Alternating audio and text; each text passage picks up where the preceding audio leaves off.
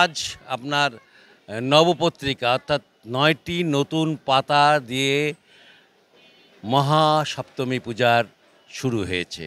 সকালে মহাসপ্তমী পূজা শেষ হওয়ার পর আজকে আমরা এই মুহূর্তে যেখানে দাঁড়িয়ে আছি দুর্জয় ক্লাবে, এই দুর্জয় ক্লাবে কিন্তু আমরা দেখতে পাচ্ছি যে উত্তরবঙ্গের সবচাইতে বড় দুর্গা প্রতিমা এখানে তৈরি করা হয়েছে।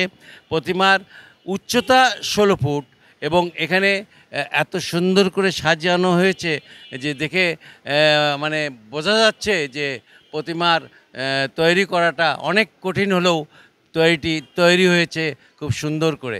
এবং দেখা যাচ্ছে যে এখানে প্রতিমা দেখতে সকাল থেকে কিন্তু মানুষের ভিড় আছে এবং প্রচুর মানুষ আসতেছে।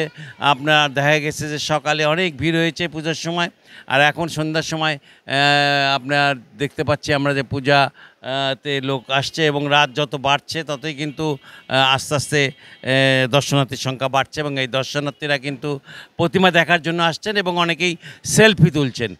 সেলফি তোলার উদ্দেশ্য যে এত বড় প্রতিমা বগুড়াতে এর আগে হয়নি, যে কারণে এখানে সেলফি তুলে তারা এটাকে আপনার বলতে পারেন যে তাদের একটা স্মৃতি হিসেবে রাখার চেষ্টা করছেন।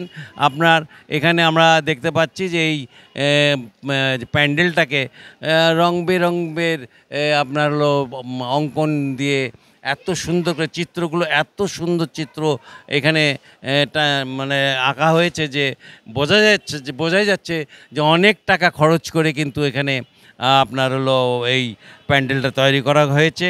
তবে আমরা যা দেখতে পাচ্ছি যে বগুড়ার যে কয়টা প্যান্ডেল আমরা এ পর্যন্ত দেখলাম তার মধ্যে এই প্যান্ডেলে কিন্তু আমাদের এসে ভালো লাগার পেছনে একটাই কারণ যে অনেক কিছু মিলিয়ে এটা সুন্দর একটি প্যান্ডেল তৈরি করা হয়েছে। আমরা কথা বলবো আপনার হলো এই যে এখানকার আপনার হলো এই দুর্জয় ক্লাব, এটা দুর্জয় ক্লাবের পূজা হচ্ছে। দুর্জয় ক্লাবের সভাপতি পরিমল প্রসাদ রাজ, তার সাথে আমরা একটু কথা বলবো যে এত সুন্দর একটি প্যান্ডেলে এত বড় প্রতিমা তৈরি করেছেন। দুর্গা প্রতিমাকে দেখেই দূর থেকে দেখেই হিন্দু সম্প্রদায়ের লোকজন কিন্তু বেশ আনন্দিত হচ্ছে এবং তারা কিন্তু দেখতে এসছেন শুধু বললে ভুল হবে, সাথে সাথে স্মৃতি হিসাবে সেলফিও তুলে রাখছেন। এত বড় প্রতিমা বানিয়ে আপনি হঠাৎ চমক দিলেন বগুড়াবাসী সহ উত্তরবঙ্গে সবাইকে, আমাদেরকে একটু জানাবেন। ধন্যবাদ এটিএন নিউজকে, সবাইকে জানাচ্ছি শারদীয় শুভেচ্ছা। আজকে সপ্তমী, আমাদের দুর্জয় ক্লাব আজকে এটা কিন্তু 25তম অধিবেশন। তা আমরা প্রতি বছরই কোনো না কিছু নতুন কিছু আকর্ষণ নিয়ে আসি। আমরা গত বছর 24-এ করেছিলাম, ওটাকে প্রতিভা ছোটো থাকলেও কিন্তু ডেকোরেশনের মানটা অনেক অন্যরকম হচ্ছে। কিন্তু এবার আমরা একটা ক্যাটালগটা আমরা নিয়েছি কলকাতা একটা পূজা মণ্ডপ থেকে আমরা নিয়েছি। এই পূজাটা ঠিক মোটামুটি আপনার 2023 সালে পূজাটা হয়েছিল কলকাতাতে। তা আমরা ওখান থেকে ইউটিউব থেকে দেখে আমরা প্রতিমাটা নির্ধারণ করি যে প্রতিমা তো ছোটোখাটো প্রতিমা করা হয়, এবার আমাদের প্রতিমাটা প্রায় 2.5 মাস এর মধ্যে টাইম লেগেছে প্রতিমা তৈরি করতে।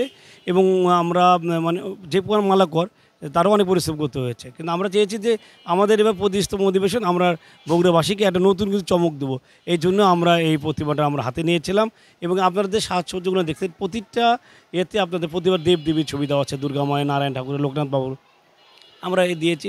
এবং অনেক জ্ঞানের কথাও লেখা আছে এখানে যে মানুষের জন্য ধর্ম বর্ণ নির্বিশেষে আমরা সবাই মানুষ, দেশকে আমরা সবাই ভালোবাসি, মা দুর্গা যেন দেশকে আমাদের মঙ্গল রাখুক, এটাই আমাদের কামনা। ধন্যবাদ। আমি শুনছিলেন আপনার সভাপতির কথা, সভাপতি কিন্তু ঠিক যেভাবে বললেন আসলে ঠিক সেভাবেই কিন্তু এখানে সাজানো হয়েছে। প্রত্যেকটা চিত্রকর্মের সাথে সুন্দর সুন্দর কথা লিখে মানুষকে আকর্ষিত করা হয়েছে। বগুড়া থেকে মোটামুটি এই ছিল আমার কাছে সর্বশেষ।